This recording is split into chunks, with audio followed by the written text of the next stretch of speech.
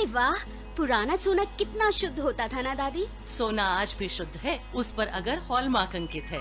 आप भी ध्यान रखें, सोना हमेशा BIS प्रमाणित ज्वेलर से ही लें। बिल अवश्य लें और जांच लें कि बिल पर अंकित और आभूषण पर अंकित शुद्धता समान है। अधिक जानकारी के लिए लॉग ऑन करें BIS.gov.in पर। नमस्कार, आकाशवाणी चंडीगढ़ से प्रादेशिक समाचारों के साथ मैं रत्तिका। पहले इस बुलेटिन के मुख्य समाचार। केंद्र सरकार ने 12 से 13 और 13 से 14 वर्ष आयु वर्ग के बच्चों का 16 मार्च से कोविड रोधी टीकाकरण शुरू करने का निर्णय लिया। केंद्रीय शिक्षा मंत्री धर्मेंद्र प्रधान ने कहा कि यूक्रेन से वापस लाए गए विद्यार्थियों की शिक्षा का ध्यान रखा जाएगा।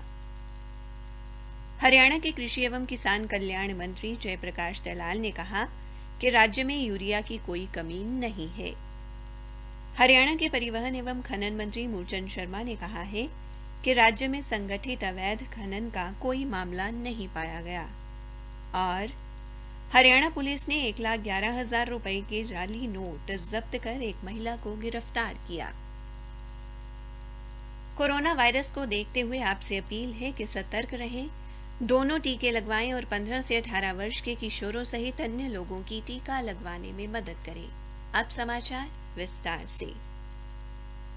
केंद्र सरकार ने वैज्ञानिक इकाइयों के साथ विचार विमर्श के बाद 12 से 13 और 13 से 14 वर्ष आयु वर्ग के बच्चों का कोविड रोधी टीकाकरण परसों 16 मार्च से शुरू करने का निर्णय लिया है। वर्ष 2008, 9 और 2010 में जन्मे बच्चों को कॉर्बेवैक्स टीका लगाया जाएगा, जिसे हैदराबाद की बायोलॉजिकल एडवांस कंपनी द्वारा तैयार किया गया है। गौरतलब है कि 14 वर्ष से अधिक आयु वर्ग के बच्चों को पहले से ही कोविड रोधी टीका लगाया जा रहा है।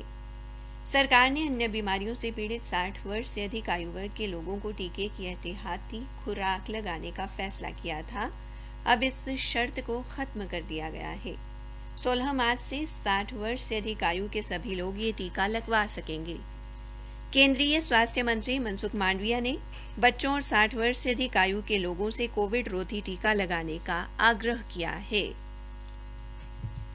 केंद्रीय शिक्षा मंत्री धर्मेंद्र प्रधान ने आश्वासन दिया है कि सरकार युद्धग्रस्त यूक्रेन से वापस लाए गए विद्यार्थियों की शिक्षा पर ध्यान देगी। आज लोकसभा में कांग्रेस नेता गौरव गोगोई के प्रश्न का उत्तर देते हुए श्री धर्मेंद्र प्रधान ने कहा कि यूक्रेन से भारतीय विद्यार्थियों को वापस लाना 130 करोड़ भारतीयों की सूझबूझ का परिणाम है और उनके भविष्य का ध्यान रखा जाएगा। डीएमके के सदस्य TR बालू ने ऑपरेशन गंगा शुरू करने के लिए प्रधानमंत्री का आभार व्यक्त करते हुए कहा कि इससे तमिलनाडु के छात्रों को स्वदेश लाने में मदद मिली है। श्री प्रधान ने यूक्रेन से लौटे ऐसे सभी विद्यार्थियों की शिक्षा जारी रखने के लिए केंद्र सरकार से मदद मांगी है। हरियाणा के कृषि एवं किसान कल्याण मंत्री जयप्रकाश दलाल ने कहा कि राज्य में यूरिया की कोई कमी नहीं है। कृषि मंत्री आज हरियाणा विधानसभा में विधायक किरण चौधरी के प्रश्न का उत्तर दे रहे थे। उन्होंने बताया कि वर्तमान रबी मौसम के दौरान 9 मार्च तक किसानों को 10,80,000 टन यूरिया खाद उपलब्ध करवाई गई, जो कि पिछले वर्ष की खपत 10,51,000 टन यूरिया से अधिक है। इसके अलावा 9 मार्च तक की स्थिति अनुसार राज्य में 1,38,000 टन यूरिया का स्टॉक भी उपलब्ध है। कृषि मंत्री ने बताया कि रबी सीजन 2021-22 के लिए कुल 11 लाख टन यूरिया की जरूरत का अनुमान था। उन्होंने बताया कि पूरे राज्य में उर्वरकों की आपूर्ति की लगातार निगरानी मुख्यालय तथा जिला स्तर पर की जा रही है। उन्होंने ऐसे प्रश्न उठाने वाले विधायकों को धरातल पर रहने की सलाह दी और कहा कि धरातल पर कोई समस्या नहीं है। हरियाणा के गुरुग्राम शहर के अस्पताल के पुराने भवन की जगह पर नए भवन का निर्माण करने का प्रस्ताव सरकार के विचाराधीन है और ये अस्पताल 400 बिस्तरों का बनाया जाएगा। स्वास्थ्य मंत्री अनिल विज की ओर से आज शहरी स्थानीय निकाय मंत्री कमल गुप्ता ने हरियाणा विधानसभा में पूछे गए एक प्रश्न के उत्तर में ये जानकारी दी। उन्होंने बताया कि इसके लिए लगभग 8 एकड़ उपलब्ध भूमि पर बनने वाला भवन बहिरंग रोगी विभाग, अंतरंग रोगी विभाग, निजी कमरे, आपातकालीन ऑपरेशन थिएटर, आईसीयू, एचडीयू प्रसूति, मातृ एवं शिशु स्वास्थ्य, प्रयोगशाला, फिजियोथेरेपी, आयुष, रक्त कोष इत्यादि सुविधाओं से युक्त होगा। इसके निर्माण में 3 वर्ष लगने की संभावना है। इसके अलावा एक पूरक प्रश्न के उत्तर में उन्होंने बताया कि पटौदी के अस्पताल का दर्जा बढ़ाने हेतु जांच करवा ली जाएगी। प्रादेशिक समाचार आकाशवाणी चंडीगढ़ से प्रसारित किए जा रहे हैं। हरियाणा के परिवहन एवं खनन मंत्री मूलचंद शर्मा ने कहा कि राज्य में संगठित अवैध खनन का कोई मामला नहीं पाया गया। हालांकि खनिज की चोरी की छिटपुट घटनाएं संज्ञान में आती हैं, जिनमें कानून के अनुसार कार्रवाई की जाती है। इस तरह की घटनाओं सहित अन्य पड़ोसी राज्यों से बिना वैध सहायक दस्तावेजों के खनिज के परिवहन के मामले भी संबंधित कानून के प्रावधानों के अनुसार जुर्माना लगाकर निपटाए जाते हैं। मंत्री ने बताया कि संबंधित जिले में अवैध खनन की किसी भी घटना पर नजर रखने और इस संबंध में न्यायालयों के आदेशों का अनुपालन सुनिश्चित करने के लिए जिला उपायुक्तों की अध्यक्षता में जिला स्तरीय कार्यबल का गठन किया गया है।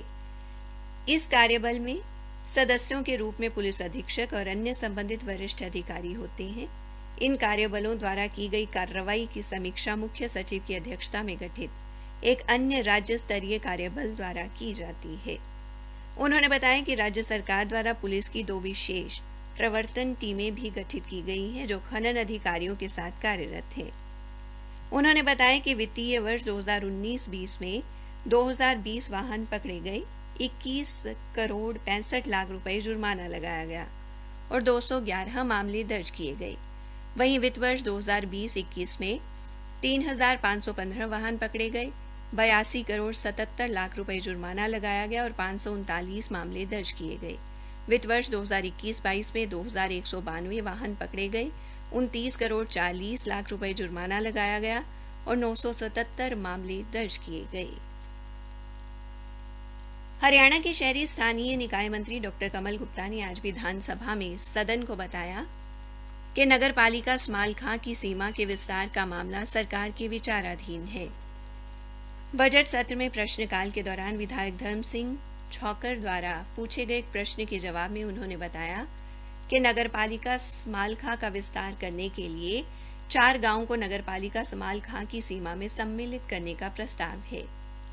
इसके लिए पानीपत के उपायुक्त तथा अन्य संबंधित अधिकारियों से निरंतर बैठकें की जा रही हैं। उपायुक्त की रिपोर्ट मुख्यालय पहुंचने पर आगे की कार्रवाई कर जल्द ही इनके विकास का कार्य पूरा कर लिया जाएगा। नगर निगम रोहतक में कान्हेली रोड पर स्थित डेयरी कॉम्प्लेक्स में सड़क, नाली, सीवरेज सिस्टम तथा पीने के पानी जैसी मूलभूत सुविधाओं के संबंध में श्री भारत भूषण बत्रा द्वारा पूछे गए एक अन्य प्रश्न के उत्तर में डॉक्टर कमल गुप्ता ने बताया कि नगर निगम रोहतक के डेयरी भवन समूह में सभी मूलभूत सुविधाएं उपलब्ध कराने के लिए 4.5 करोड़ रुपए की परियोजनाओं के कार्य आवंटित किए गए हैं, जिन पर कार्य चल रहा है। हरियाणा पुलिस ने नकली नोट चलाने वाले गिरोह का पर्दाफाश करते हुए 1,11,000 रुपए के जाली नोट जब्त कर इस सिलसिले में सिरसा जिले में एक महिला को गिरफ्तार किया है। पुलिस प्रवक्ता ने आज चंडीगढ़ में बताया कि पुलिस ने आरोपी महिला के पास से 500 रुपए के 124 नोट, 200 के 200 नोट और 100 के 90 नोट बरामद किए हैं। आरोपी महिला की पहचान सुखविंदर कौर के रूप में हुई है। हरियाणा में आज 3 स्थानों पर लगभग 18,000 लोगों को कोविड रोधी टीका लगाया गया। इनमें 18 वर्ष से अधिक आयु के 14,000 नागरिक और 15 से 17 वर्ष के 4,000 बच्चे शामिल हैं। पानीपत पुलिस ने प्रतिबंधित अफीम के नशीले पदार्थों की खेती करने के आरोप में एक व्यक्ति को गिरफ्तार किया है। गिरफ्तार आरोपी की पहचान गांव भापरा निवासी दयानंद के रूप में हुई है। नशा विरोधी प्रकोष्ठ के अनुसार उससे फूल व डोडे लगे अफीम के 128 पौधे बरामद किए गए हैं। आरोपी को न्यायालय ने जेल में भेज दिया है। अंत में मुख्य समाचार एक बार फिर। केंद्र सरकार ने 12 से 13 और 13 से 14 वर्ष आयु वर्ग के बच्चों का 16 मार्च से कोविड रोधी टीकाकरण शुरू करने का निर्णय लिया। हरियाणा के कृषि मंत्री जेपी दलाल ने कहा कि राज्य में यूरिया की कोई कमी नहीं है। इसी के साथ प्रादेशिक समाचार समाप्त हुए।